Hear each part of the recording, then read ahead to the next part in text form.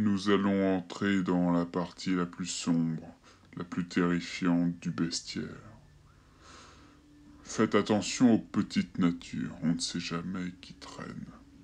Les cauchemardax. Ces créatures.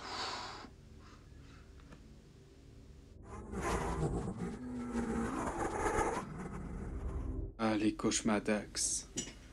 Vous avez déjà eu une idée sombre qui trottait dans votre tête, une idée tellement noire. Justement, eh bien, c'est ce que je voulais faire. Je voulais faire une partie dans mon bestiaire très sombre, très... Ouh, un peu Lovecraftien dans certains côtés, mais vraiment ce qui me terrifie le plus. Et ce qui me terrifie le plus, ce qui vraiment me fout la trouille le plus, c'est deux choses, les dents et les yeux. Par là, j'ai peur aussi de tout plein de trucs, mais par là, pour moi, un monstre qui fout vraiment la pétoche, c'est souvent quelque chose qu'on n'arrive pas à voir dans le noir, à part les yeux et les dents. Parce que qu'est-ce qui fout plus la pétoche que voir une bestiole avec des dents? Ne pas voir la bestiole, justement, à part ses dents affûtées et ses yeux rouges, vous observez. Et bien, c'est justement sur ça que j'ai bossé le plus, c'est rendre un côté très menaçant et malaisant dans les monstres. Je travaille beaucoup sur un design d'un monstre bien précis, une sorte de monstre avec un crâne. Mais avant, il me fallait une sorte de palette, une palette de textures et tout. Du coup, j'ai littéralement fait un monstre palette, qui ressemble à une sorte d'un monstre justement très Lovecraftien, je le trouve, très démoniaque. Et en fait, ce monstre n'est pas vraiment un monstre, mais plutôt un amas de textures et tout, que je vais mettre après sur d'autres monstres. C'est vraiment une palette monstrueuse. Une palette maudite.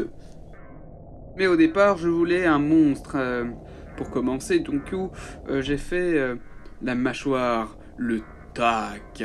Parce qu'à chaque fois qu'il marche, tellement que sa mâchoire est remplie de dents, ça fait tac, tac, tac. Du coup, ce que je trouve aussi terrifiant et vraiment qui fout la trouille, c'est pas non seulement les dents, mais aussi ce qui va avec le monstre. Par exemple, les bruits, tout ça. Quand on entend une musique inquiétante ou quoi, par exemple dans Les Dents de la Mer, on entend le ta-ta-ta-ta comme ça, la chanson du requin. On sait que c'est le requin, on sait qu'il va arriver. C'est ce qui provoque aussi la peur hein, et le stress. Du coup, ce monstre, je voulais qu'il ait la capacité un peu d'avoir vraiment plein de dents, limite une deuxième mâchoire, un peu comme les murènes.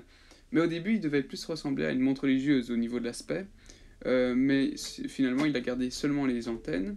Et il a des longs doigts très très très longs, très fins, pour mieux agripper. Et du coup, ça aussi, c'est un peu gardé de la montre religieuse, mais c'est plutôt au niveau du bras. Je voulais mettre des os séparés quelque part.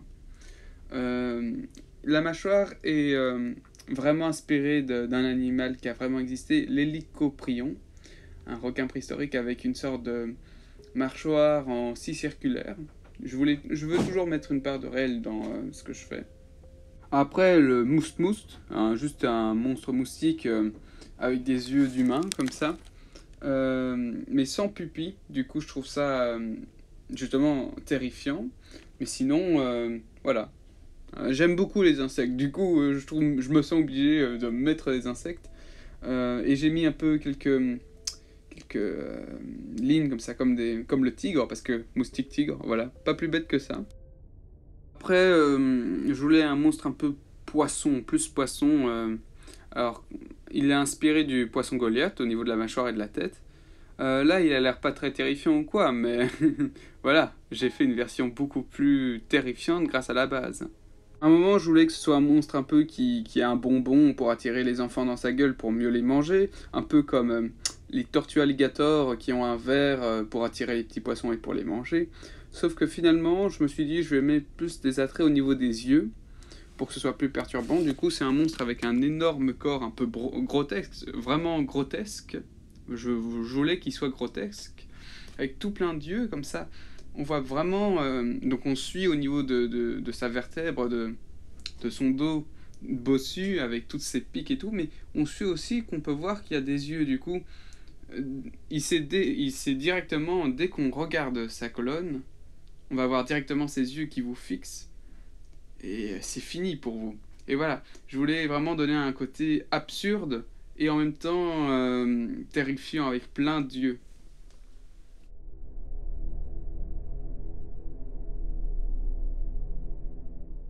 Là, nous avons deux monstres insectoïdes. Bombe de clous, littéralement un scarabée qui a qui est fait de clous et en fait dès qu'il se sent menacé il explose et il y a plein de clous qui sortent partout. Ce que je trouve marrant avec ce monstre c'est que le design n'est pas terrifiant mais c'est sa capacité qui rend en fait horrible ce monstre. Imaginez une sorte de grenade sur pattes qui vibre un peu ses ailes, genre un bruit de scarabée comme ça et dès qu'il ouvre ses ailes on voit des centaines de clous et pouf, voilà. L'image est assez déroutante, je trouve. Après, il y a Limite Mantis. Limite Mantis, j'adore les montres religieuses et je voulais faire une sorte de femme montre religieuse qui imite du coup une femme, mais en réalité c'est un insecte géant, un peu comme dans Mimic, un film d'horreur où il y a les Judas, en gros des hommes insectes, enfin des insectes qui imitent des hommes, et là je voulais le faire avec une montre religieuse qui imite un peu une femme, et qui imite même la voix d'une femme, et qui met une sorte de phéromone qui attire les mâles, donc les mâles humains. Et du coup, les hommes ne voient pas trop ce que c'est à peu près, et s'approchent et tout, et hop là, elle les dévore. C'est un parallèle assez drôle avec les montres religieuses qui mangent leur mâle.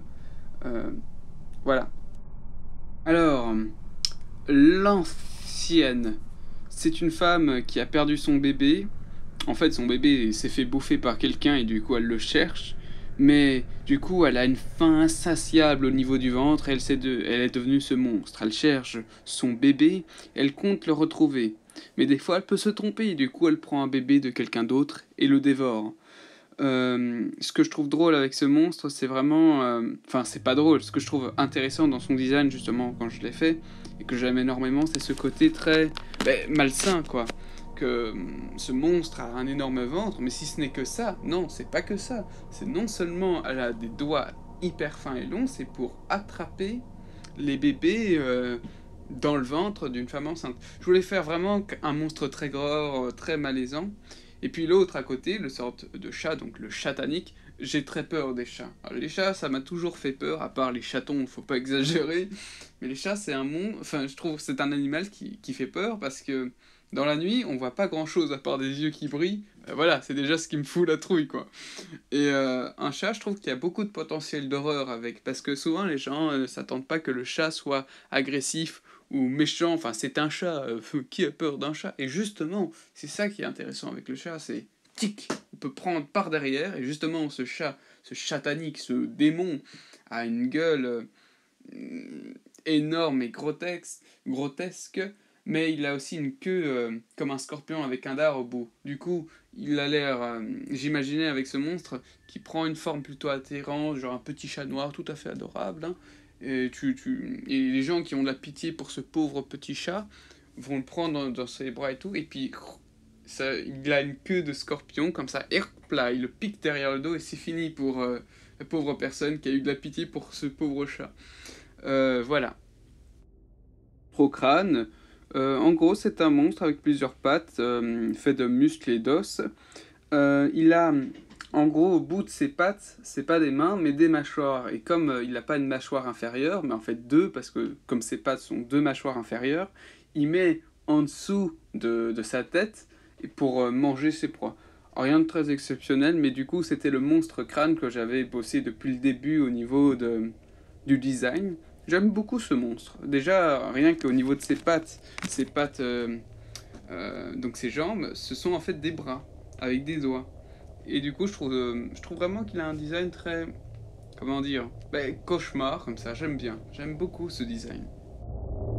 Mention honorable ou sans tête, un monstre qui n'a pas de tête, à part en fait seulement une bouche au niveau du cou, qui est devenu à la fin un anus head, un monstre anus. Enfin, un monstre à tête d'anus. Ouais. L'anus head, c'est pas vraiment un anus sa tête, c'est juste que je la trouvais très, très laide. Et du coup, voilà. Mais en fait, c'est une version vraiment améliorée de l'autre sans tête. On peut voir sa mâchoire juste en bas qui est capable en fait de s'ouvrir un peu comme des mandibules, tout à fait comme des mandibules. Ce monstre-ci est une référence un peu, finalement, c'est assez drôle, au cavalier sans tête, mais aussi à Eraser, je sais plus. Il y a dans un film d'horreur un personnage assez connu avec une tête de clou comme ça.